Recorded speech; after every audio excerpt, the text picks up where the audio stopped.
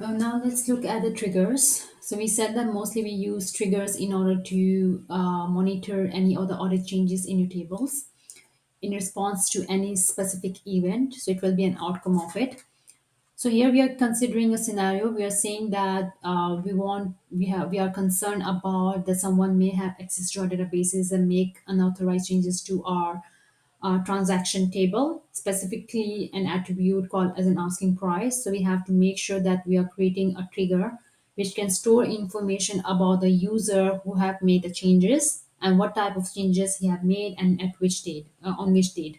Okay, so this is why what we have to do in order to do that, we have to go through two steps. First, we will create a table called as a trans history, which will store all the log information about the values we had previously and also who modified it and also the date of it. And then we'll be creating a trigger. So let's look at it. We are starting creating a trans history table. So in order to create a trans history table, we give it a name as a trans history. History ID in order to have a log ID for each of the transaction ID which we are creating, and the changes will occur or will be updated in our tables. The date acquired old. So old, these are the all attributes we have here in our transaction table. We are just saying that the old values, which means the old values we had before we after we have made the changes. We have now something called as a mode username, which is mainly to store the information, extract the information of the user who made changes to the table or to the records. Now we have something called as a mod date. So the mode date here is actually it is a date here, which means that it will only store a date of the modification. In case if you want to store a timestamp, time and date, we have to use here a timestamp. So it will give you a date and time, both of them. So as we have selected a date, it will only extract for us a date. And then we have created a primary key. Once we have created our the log table, we have to now start a trigger. Again, same way how we have created our function. We need to have a delimiter. Here we are using a different type of special character. As I mentioned, you can use a backslash, you can use a forward slash, it's up to you. Start with a delimiter, end with a delimiter and special characters. Now, in order to create a triggers, we are using here the clause called as a create trigger. We give it a name. And here is something we have to consider whether the trigger is after or before. Here we are saying that this trigger need to be executed after we have updated our table called as a trans. So you can change the after to before in case if you want to. You can change the update to insert and delete as well. And this will be our table name. For each row, we are saying that any record or any rows which are updated in the transaction table, it should execute a trigger. Okay. Now, this is also a default schemas, but you can just tamper with these values in case if you want to. Now we are saying that for the function, we start or begin our function. Same manner, we will begin and end our triggers as well. So inside of begin, we do not have any declare of the user function. We are just use a set to extract information about the user. So we are saying that add username, the variable which we have created in our history table. We want to extract index or substring index from the MySQL, which is called as a user. So whoever have login as a specific username, whether it's a root or maybe your name, it will extract that information from MySQL and store it inside a variable called or attribute called as a mode username, which we have created earlier in our trans history table. Now let's look at again to other part of our code. Once we have set or extracted a username, we have to insert an information to transaction history.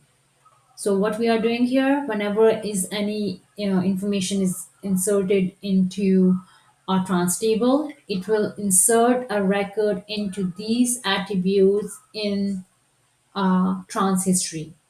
So it will replace it by the transaction ID, date acquired, date sold, asking price, and sale price. And new, the keyword clause is used in order to retrieve information based on the new values which we have inserted in these attributes. Add mode user neighbor to extract information whoever the user are, and now is to store the information of the modification date. So this is another clause we have which is called as a now. Now extract an information of the system date and time. As we have said our modification date as a date data type, which means only it will extract a date for us. So how you can test it? So this is all explanation of what I have explained to you. You can read it again in case if you want to.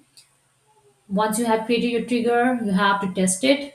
So how you can test it? You will look at your transaction history. You will update your asking price where the asking price to 50,000 where the transaction ID is 100.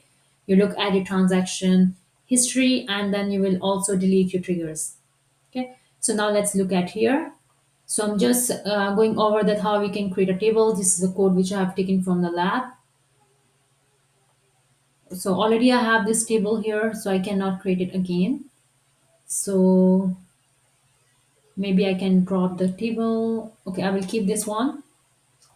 Then I will create my trigger. So this is my trigger. Trigger is created. Now I want to verify my trigger, which is my second step.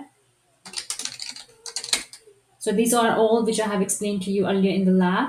Okay, so I'm just showing you how it looks like in terms of implementation. So now I want to test my trigger. We said that a trigger says that after update on transaction, which means you're updating any value in transaction. So before doing that, let's first look at our both tables. So I'm looking at the trans table first. So it says where the value is 100. So we already have asking prices 50,000 here. So maybe I can show you another one. You may have a different one as I already have tested this one for other students. That's why I have 50,000. So maybe you can, for you, it should be a 50,000. So I'm testing for you now by updating it to 60,000. But before that, I want to look at my trans history table. So trans history table consists of number of information here. So I have around 50 transaction here and the last one is updated on 28, whereas the asking price is 50 and the rest of the information will be the same because I didn't update any other values. I just updated my asking price. Now I want to change my 50,000 to do 40,000. So let's try to update trans table. Set asking price to 20,000 where transaction ID is equal to 100. For you, you have to do the 50,000. I'm just showing example of 20,000. It's updated. Now let's look at the trans table. So you can see here my trans table asking price have been changed to 20,000. Now let's look at that how the trigger is executed. So we are looking at the trans history now. So in trans history, we had 15 records were there. If you look at here, one record is automatically updated here and it will show you our asking price is updated to 20,000.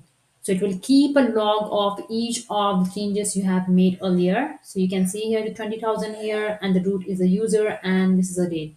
In case if you want to have a timestamp here, you have to change the mode date to a timestamp here.